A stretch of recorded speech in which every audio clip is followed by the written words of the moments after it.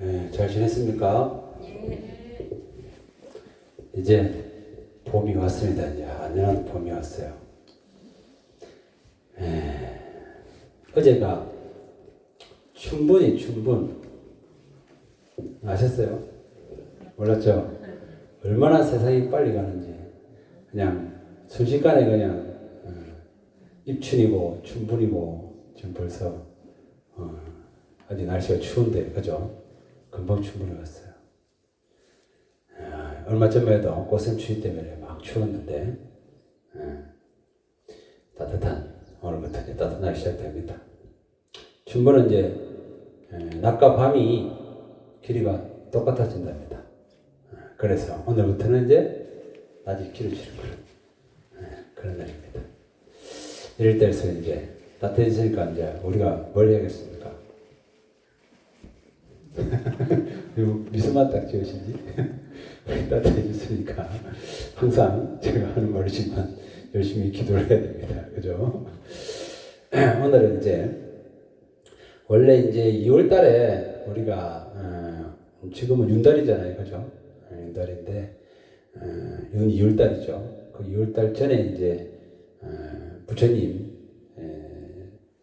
출가제라고 그 다음에 부처님 열반지 지나갔어요. 윤달이니까 부처님 출가제라고 열반지를 2번 하는 거라. 그래도 우리가 불자로서 이렇게 살아가는데 부처님 열반제일과 출가제일은 또 한 번 더 되짚어 보고 그래 생활해야 되지 않을까 싶어서 같이 공부할까 합니다.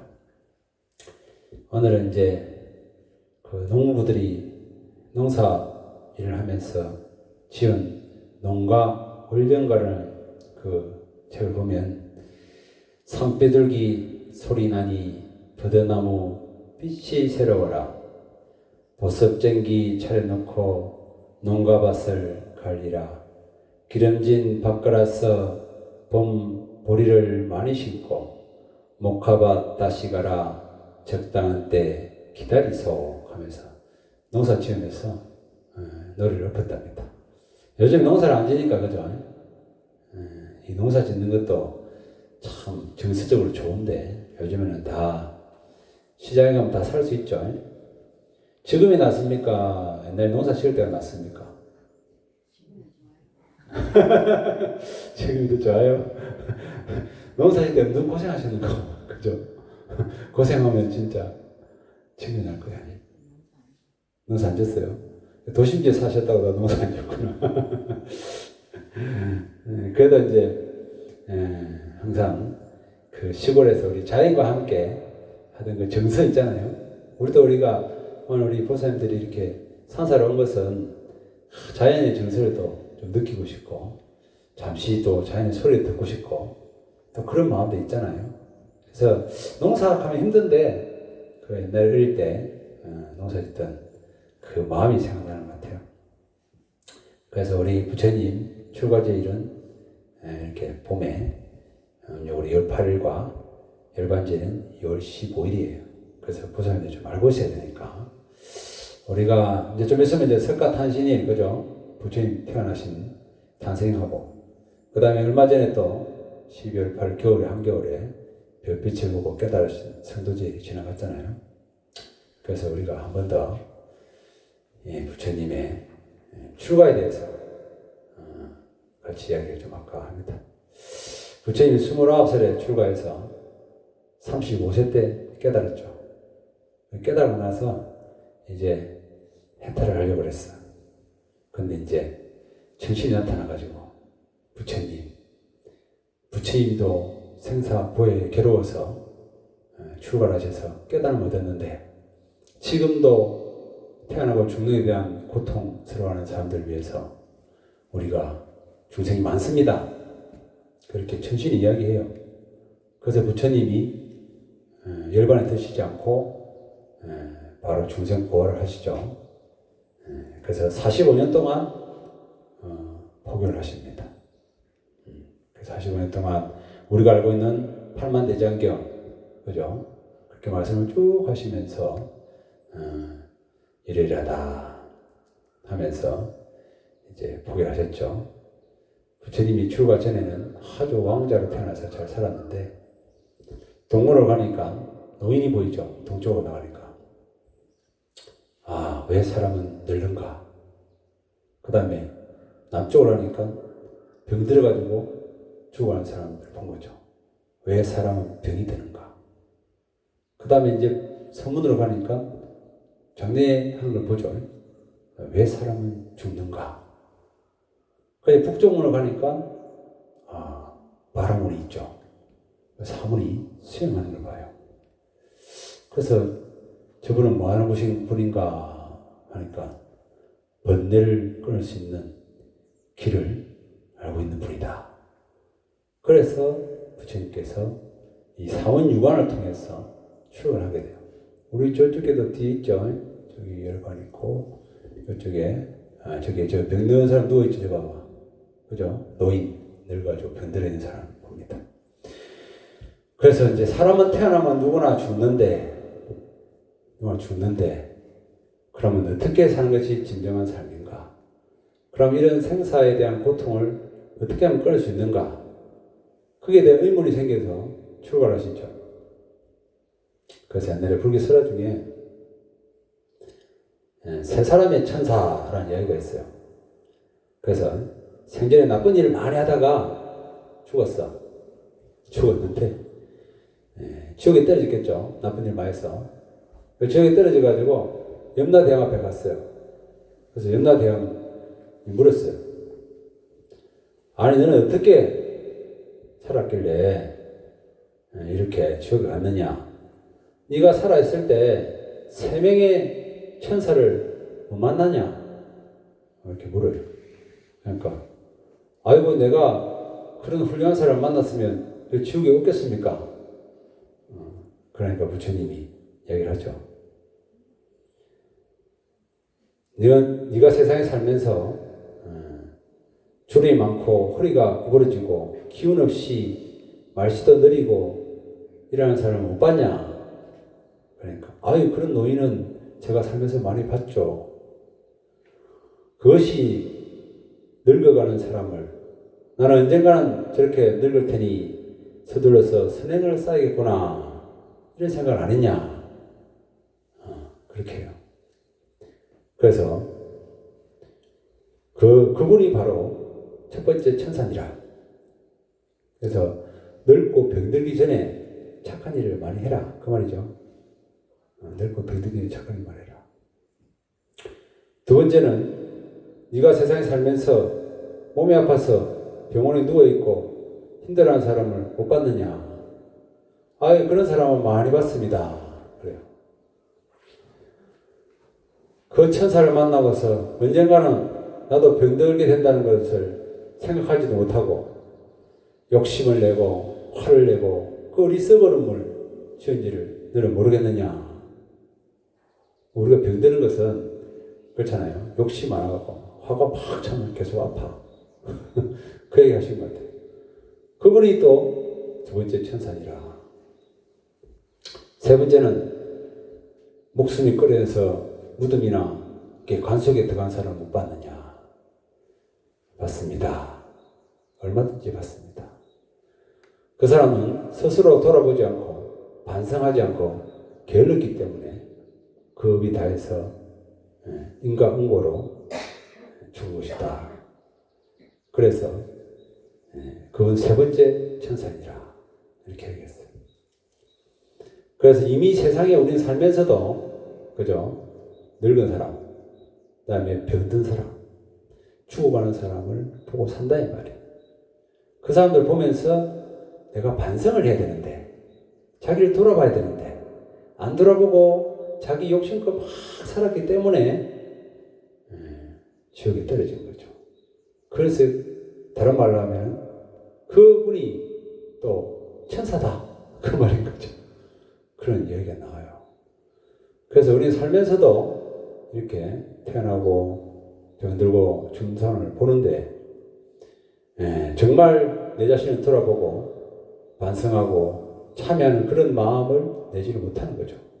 그래서 우리는 어리석다 그럽니다. 그래서 부처님을 그 생로 병사를 보면서, 노병사를 보면서 출가를 결심하게 되죠. 그러니까 어떤 마음이 있어야 우리가 그런 노병사를 보면서 출가를 할 수 있을까? 지금은 이제 정말 그런 시대 같아요. 더 많이 아프고, 더 많이, 그죠? 힘이 없고, 점점점, 마음이 그런 것 같아요. 이럴 때일수록 우리는 더 출가, 생사에 대한 출가, 그래서 반성할 일을, 스스로 돌아보고 반성할 일을 더욱 열심히 해야 제가 바라는 거다. 그래서 출가에 대해서 우리는 어떻게 보면 생사 문제 해결은 나를 돌아보고 반성하는 일입니다. 그래서 오늘도 열심히 신주님께 기도도 올리지만 스스로 이제 반성하는 날이죠. 내가 혹시 한 달 동안 살면서 남한테 힘들게 한 건 없나? 혹시 내가 한 달 동안 살면서 남을 괴롭힌 적은 없나? 또는 혹시 내가 한 달 동안 살면서 남을 기쁘게 해준 적이 있는가? 또는 나는 살면서 남한테 많이 베풀었는가? 이런 거를 반성하고 돌아보는 것 자체가 우리는 생사를 벗어나는 길이다 할 정도로 중요하다, 그렇게 얘기하는 거죠. 그래서 스스로 돌아보고 반성한 일을 게을지 않는 것, 이것이 우리가 또 부처님이 깨달은 또 마음이라 할 수 있겠죠. 자기 자신을 돌아보는 것. 그래서 부처님께서는 이 생과사의 죽음을 문제를 해결하기 전에 다시는 돌아오지 않으리라, 생사의 문제를 해결하지 않기 위해서 돌아오지 않겠다 하고 출가를 하게 되죠. 그래서 이 생사 문제라고 진리를 구하는 것, 깨달음을 얻는 것, 지혜를 얻겠다, 이런 마음을 내는 게 굉장히 힘든 겁니다. 그죠? 그래서 그 가르침을 우리가 배웠기 때문에 오늘 이렇게 부처님 절에 와서 우리 불자로서 기도하는 거죠. 그래서 그걸 잊으면 안 되겠다. 두 번째는 이제 열반의 가르침이죠. 열반의 가르침은 우리 다 아시겠지만 북인도에 구시나가라는 열반당이 있습니다. 인도 안 가보셨어요? 인도 한 번도 안 가봤죠? 우리 가을에 겨울에 인도로 가야 될 것 같아. 성지순례로. 부처님이 계신 곳이 인도잖아요. 그 인도 가면 구시나가에 가면 부처님이 이렇게 열반의 모습을 그대로 만들어가지고 사람들이 성지로 해서 어마어마하게 많은 사람들이 그걸 갑니다. 그래서 그걸 보면 굉장히 감동적이고 눈물이 나고 그래요. 그걸 생각해 보니까 우리가 부처님 제자로 살면서 부처님의 말씀을 듣고, 아, 정말 부처님 말씀은 거룩하고 부처님 말씀 덕분에 나는 새 인생을 받았고 새 마음이 됐다, 그런 마음이 듭니다. 근데 내가 출가해서 생사 문제를 해결 못하고 이렇게 괴로워하는 것은 참 부끄럽고 참 미안한 마음이 들고, 또 부처님 말씀에 감사한 마음이 들어서 거기서 기도하면 눈물이 난다 하더라고요. 그런 체험도 참 좋은 것 같아요. 거기가 구시나가라에 있는 열반당입니다. 그래서 부처님께서는 자비의 가르침을 주고 가셨죠. 열반하기 전에 자비심을 가져라. 자비심은, 자라는 말은 저번 시간에 도 얘기했지만 남에게 기쁨을 주는 거예요. 내가 한 달 동안 내 주변 사람들 나를 위해서 기쁨을 준 적이 있는가? 그걸 잘 생각해 봐야 돼. 기쁨을 준 적이 있는가? 내 아들, 내 자녀, 내 가족, 내 주변 사람들한테 기쁨을 준 게 있는가? 그 다음에 B는 슬픔을 뽑아준 적이 있는가? 고통스러워하는 사람을 보고 내가 그 괴로움을 뽑아주는 걸 말합니다. 힘들어하고 어려워하고 미안해하고 이런 사람도 있죠. 그런 사람의 슬픔을 뽑아주는 게 B의 마음입니다. 그래서 두 개를 합쳐서 자비심이라고 그러죠. 부처님이 항상 말씀하시는 자비심이죠. 불교는 자비가 첫 번째입니다. 그죠? 그래서 이 불자가 돼서 부처님 말씀을 배우는 우리 불자들은 자비심을 유지하면 안 돼.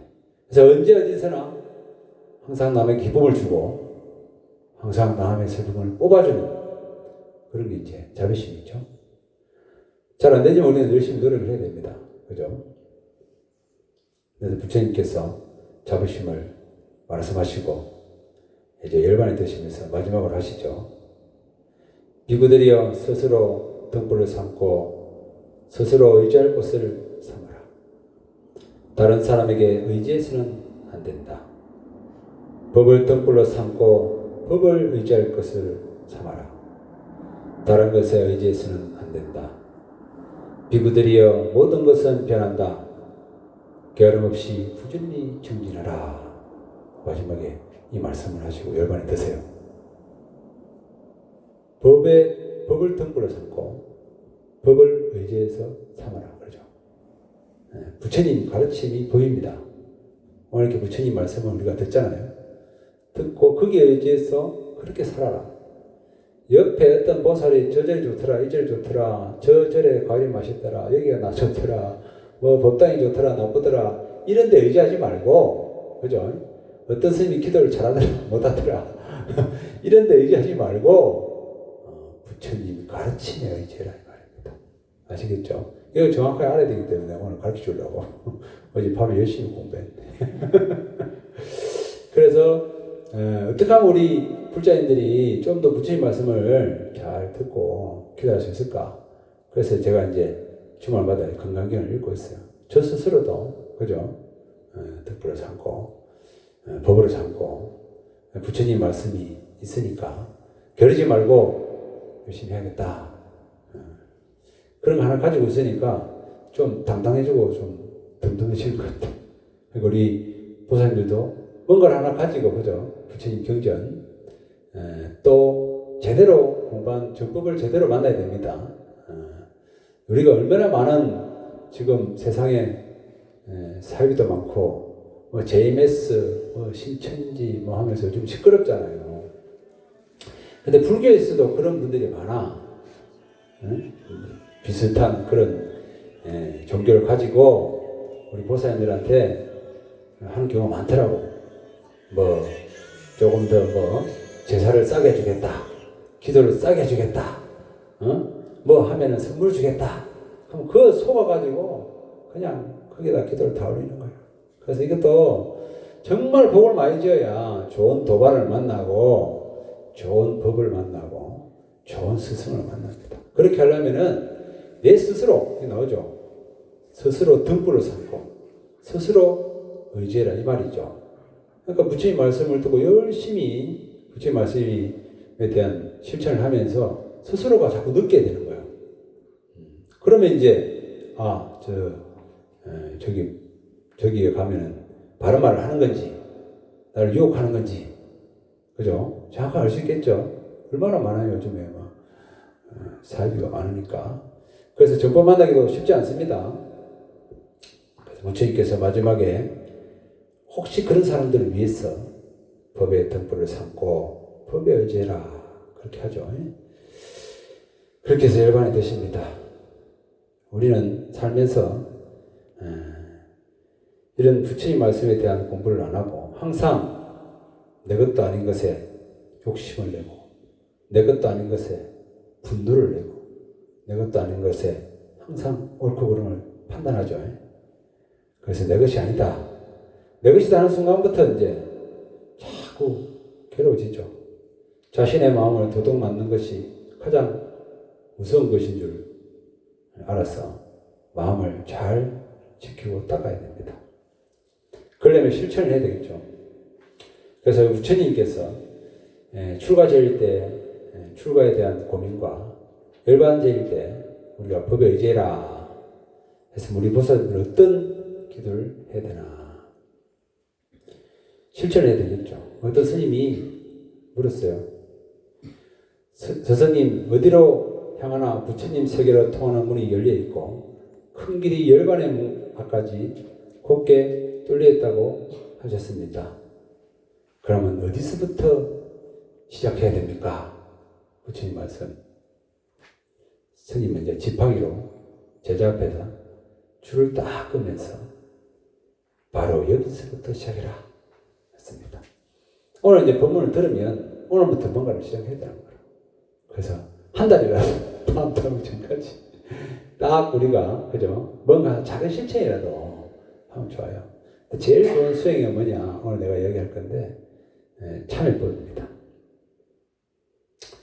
부처님이 출가할 때 생사에 대한 괴로움을 우리가 얘기했잖아요. 그래서 그 출가할 때 그 발심이라는 거예요. 우리 보살님도 처음에 뭐 초발심치 변경 많이 들어봤죠. 그때 보면은 아주 기도를 많이 했을 거예요. 처음에. 보통 기도가 어떻습니까? 참회 기도죠. 우리 다시 생각해 봐야 된다니까. 제일 먼저 우리가 불교 입문할 때 어떤 기도를 많이 했나 생각해 보면, 물론 관세음보살 뭐 석가모니 했지만 알고 보면은 참회 기도가 많습니다. 기도하다 보면 자기도 모르게 참회 기도가 되는 거지. 그래서 부처님께 잘못했습니다. 하다 보면 어떻게 돼요? 눈물이 나죠, 눈물이. 그때 이제 옥정손이 되는 거예요. 참회하는 마음을 가지면 마음이 순수해져요. 그래서 잘못했습니다. 죄송합니다. 용서해 주세요. 뭐 이렇게 하면서 진실로 참회를 하면은 옥정손이 돼요. 근데 이제 이 참회에 대해서 왜 저는 재지구동 때 맨날 참여합니까? 이런 사람이 있어요. 근데 이제 우리가 알게 모르게 짓는 죄가 있죠. 그래서 옛날에 어떤 스님이 두 보살이 있는데, 한 보살은 남편이 헤어져가지고 자기 때문에 헤어지고 자기 때문에 저랬나 싶어서 항상 참회 기도를 하고, 어떤 보살님은 나는 뭐 살면서 큰 죄 지은 일이 없으니까 그만하고 자기 중심적으로 살아가는 사람이 있었어요. 스님이 어떻게 하면 저 사람들을 참여를 시킬까 고민한 거지. 그래가지고 보살 두 분한테, 큰 죄를 지었다고 생각하는 보살한테는 큰 돌을 가져오라고 그래요. 그 다음에 그만하고 내가 뭐 죄진 게 뭐가 있어 이런 보살한테는 작은 돌을 10개를 가져오라고 그래요. 그 두 사람이 이제 돌을 가져왔잖아요. 아이고 고생했다 하면서 다시 그 돌을 원래 자리로 갖다 놔라. 그러니까 큰 돌 가져온 보살님은 자기가 한 개 들고 왔으니까, 그죠? 금방 찾죠? 그게 딱 갖다 놔. 근데 작은 돌 10개 갖고 온 보살은 이걸 기억이 안 나. 한 30개는 기억나는데 나머지 7, 8개는 기억이 안 나는 거예요. 그래서 마치 그와 같다. 참회라는 것도 큰 죄를 지으면은 하니까 열심히 기도해서 빨리 녹일 수가 있는데, 작은 죄는 내가 언제 지었는지 왜 지었는지 잘 모른다는 거야. 그렇기 때문에 우리가 이 전생의 죄 또는 알게 모르게 내가 지었던 죄를 위해서 참여를 하는 거죠. 그래서 우리가 신주기도 할 때 이렇게 가세음보살 정관할 때 참여합니다. 석가모니 부처님 하면서 같이 절을 하면 눈물이 납니다. 진심으로 해야 되겠죠. 입은 참여합니다 하고 마음은 절고 있으면 눈물이 안 나겠지. 그래서 참회라는 것은 우리가 수행의 첫 번째 시작이고, 참회 기도 말로 진짜 참회 기도 말로 정말로 우리가 깨달음 가는 길이다. 그래서 자주 모르게 현생에서 받고 있는 전생업을 녹여 없앨 수 있는 유일한 방법. 또 부처님께서 얘기하죠. 전생의 일을 알고자 하는가 금생에 받는 삶을 봐라 그러죠. 전생의 일을 알고자 하면 지금 내 모습을 봐라 이 말이에요. 내생의 일을 알고자 하면 금생에 내가 짓는 업을 봐라 이 말이에요. 그래서 생각해봤어요. 그래서 출가해가지고 열심히 참선을 했는데 선방에서 한 8년 가까이를 정리를 했어요. 우리 연사 스님은 이제 한 거의 50년 가까이를 하셨잖아요. 그 다음 생에 스님을 태어날까 안 태어날까? 그죠? 그게 보인다는 거예요. 우리 불자님들도 절에 와서 이렇게 달달이 안 빠지고 열심히 기도하면, 그죠? 다음에 불자들 가망성이 많아. 다른 데 교회 다니거나 저 무속인들 따라다니면 무속인이 될 가망이 많겠죠. 그럼 내 생에 내 삶을 보면 다음 생에 내 삶이 보여진단 말이에요. 그런데 열심히 안 하고, 그죠? 괴롭히고, 남 괴롭히고, 저리 와서 힘들게 하고, 그럼 어떻게 되겠어요? 그 과거는 일로 말을 표현할 수가 없어. 그래서 부처님이 전생의 일을 알고자 하면 금생에 내려가라. 기도하면서 졸고, 부처님 말씀도 안 듣고, 함부로 행동하고, 그러면은 뭐, 자기 스스로 보면 알지. 근데 어쨌든 간에 간절한 마음으로, 그죠? 남한테 자비심을 내고, 하려고 노력하면, 그 공덕이 쌓여서 다음 생에는 더 좋은 모습으로 나오겠죠. 기도도 잘 될 것이고.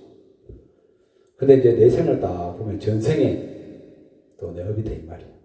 부처님께서 전생의 일을 알고자 하면 금생의 내 모습을 보고, 내생의 일을 알고자 하면 금생에 지금 짓는 업을 봐라. 삶을 보면 전생을 알 수 있고, 내가 지금 짓는 업을 보면 내생을 알 수 있다. 그래서 이런 알게 모르게 지었던 죄를 수행하는 것이 바로 참일 겁니다. 그래서 과거에 맺은 업을 푸는 동시에 새로운 업을 만드는 것이에요.